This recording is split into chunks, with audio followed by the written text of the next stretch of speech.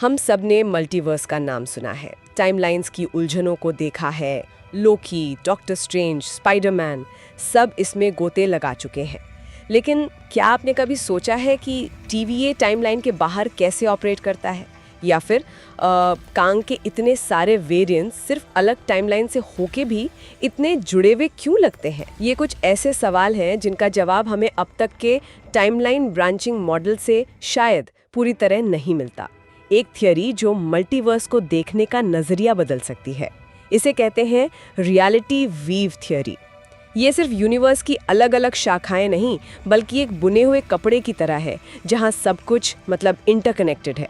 ये मौजूदा समझ से कैसे अलग है और एमसीयू के भविष्य, खासकर सीक्रेट वॉर्स जैसी आने वाली कहानियों के लिए इसके क्या मायने हो सकते हैं? ये समझना जरूरी है, जैसा आपने कहा, कि ये सिर्फ कोई हवाई फैन फिक्शन नहीं है। ये उन पहेलियों को जोड़ने की कोशिश है जिन्हें देखकर लगता था कि शायद मार्वल हमें कुछ बड़ा बताने की तैयारी कर रहा है। ये उन क्यों और कैसे का जवाब देने की कोशिश है जो ब्रांचिंग टाइमलाइन मॉडल शायद पूरी तरह से एड्रेस नहीं कर पा रहा था। तो अब तक का सबसे पॉपुलर आइडिया था सेक्रेट टाइमलाइन वाला, जिसे हमने लोकी सीरीज में देखा।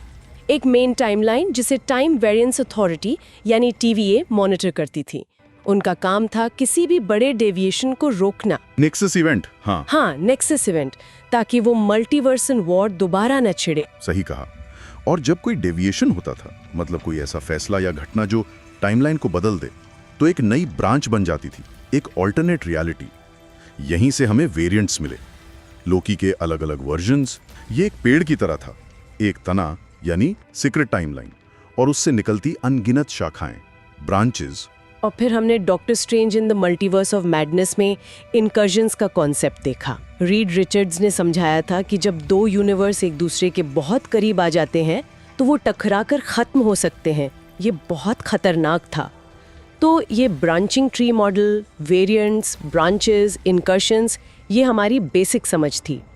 वो ही हु रिमेन्स ने भी तो लोकी और सिल्वी को यही सब समझाया था, टाइमलाइंस का वो कॉम्प्लेक्स जाल। हाँ, ये मॉडल समझने में सीधा लगता है, एक फैसला, एक नई ब्रांच। लेकिन एमसीयू में कुछ ऐसी चीजें हुई हैं जो इस साफ सुथरे पेड़ वाले मॉडल में पूरी तरह फिट नहीं बैठती। यहीं से कहानी में ट्विस्ट आना शुरू होता है। ऐसा लगता है जैसे ये मॉडल पूरी तस्वीर नहीं दिखा रहा, सिर्फ उसका एक हिस्सा दिखा रहा है। और यहीं पर चीजें वाकई दिलचस्प होने लगती हैं। ये जो फिट नहीं होने वाली चीजें हैं, ये गलतियां नहीं बल्कि इशारे हैं, पजल के वो टुकड़े जो बता रहे हैं कि पजल शायद अलग है। जैसे टीवीए खुद, ये कहाँ फिट होता है? वो तो समय के बाहर मौजूद थे, किसी ब्रांच पर नहीं, किसी टाइमलाइन के अंदर नहीं। सही। उनकी पूरी टेक्नोलॉजी, वो रेट्रो फ्यूचर वाला लुक, वो जगह, ये किसी ऑल्टरनेट यूनिवर्स जैसा नहीं लगता, ये कुछ और ही लगता है। ये ब्रांचिंग ट्री मॉडल इसे कैसे एक्सप्लेन करेगा? ये एक बहुत बड़ा सवाल है कि अगर टीवीए किसी ब्रांच का हिस्सा नहीं, तो क्या वो मल्टीवर्स के स्ट्रक्चर में कहीं और है, या शायद वो स्ट्रक्चर को ही बाहर से देख रही है? फिर सोचिए डॉक्टर स्ट्रेंज और डार्क डायमेंशन के बारे में, डोरमामू वाली जगह। डॉक्टर स्ट्रेंज फिल्म में हमने देखा कि वहां समय का कॉन्सेप्ट ही अलग था, या था ही नहीं। क्या वो सिर्फ एक और यूनिवर्स की ब्रांच थी, कि वो एक लेयर्ड ओवरले जैसा महसूस होता है, जैसे हमारी रियलिटी के ऊपर एक और परत चढ़ी हो जिसके नियम बिल्कुल अलग है?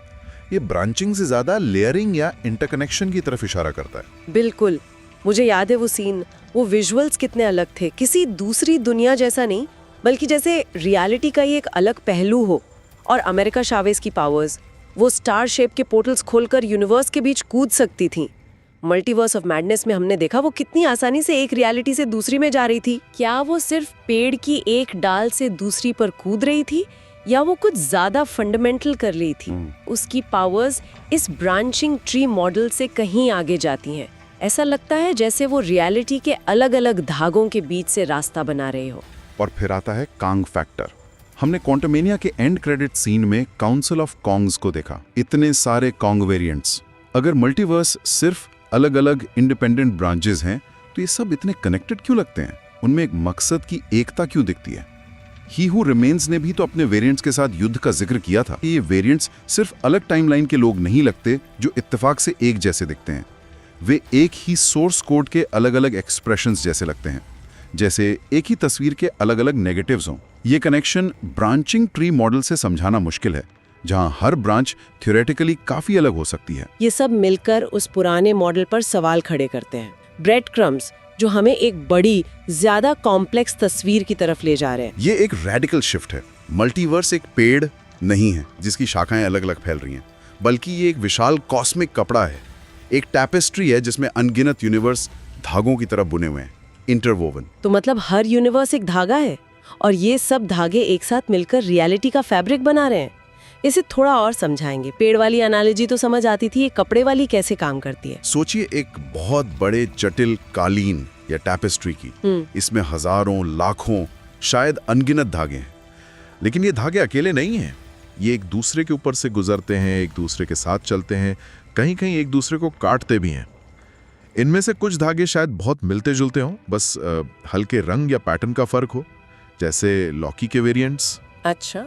कुछ धागे बिल्कुल अलग मटेरियल या टेक्सचर के हो सकते हैं, जैसे डार्क डायमेंशन। लेकिन ये सब मिलकर एक ही विशाल वीव, एक बुनावट का हिस्सा है। ये सिर्फ पैरेलल नहीं है, ये इंटरकनेक्टेड है। चमकते हुए धागों से बना एक कॉस्मिक फैब्रिक जहां यूनिवर्स एक दूसरे से जुड़े हुए हैं। तो इस मॉडल में एक वेरिएंट, जैसे नोवे होम में आए दूसरे स्पाइडरमैन, वो सिर्फ किसी और ब्रांच के पीटर पार्कर नहीं हुए, वो उससे ज्यादा हैं।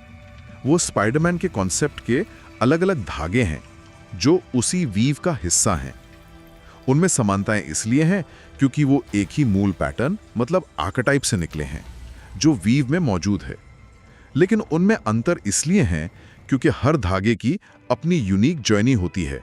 ये थ्योरी समझा सकती है कि क्यों कुछ किरदार या घटनाएं अलग अलग यूनिवर्स में भी बार बार दिखती हैं। और रियलिटी बेंडिंग पावर्स, जैसे वांडा की केओस मैजिक या डॉक्टर स्ट्रेंज की सॉर्सरी, ये इस वीव मॉडल में कैसे फिट होती हैं? मल्टीवर्स ऑफ मैडनेस में वांडा ने तो रियलिटी को मैनिपुलेट करने की कोशिश की थी। ये एक बहुत महत्वपूर्ण पॉइंट है। ये पावर्स शायद सीधे तौर पर इस वीव के धागों को ही प्रभावित करती हैं। जब डॉक्टर स्ट्रेंज को स्पेल कास्ट करता है या वांडा केओस मैजिक इस्तेमाल करती है, तो वो शायद सिर्फ टाइमलाइन नहीं बदल रहे, बल्कि वो रियलिटी के उन धागों को खींच रहे हैं, मोड़ रहे हैं या शायद तोड़ भी रहे हैं।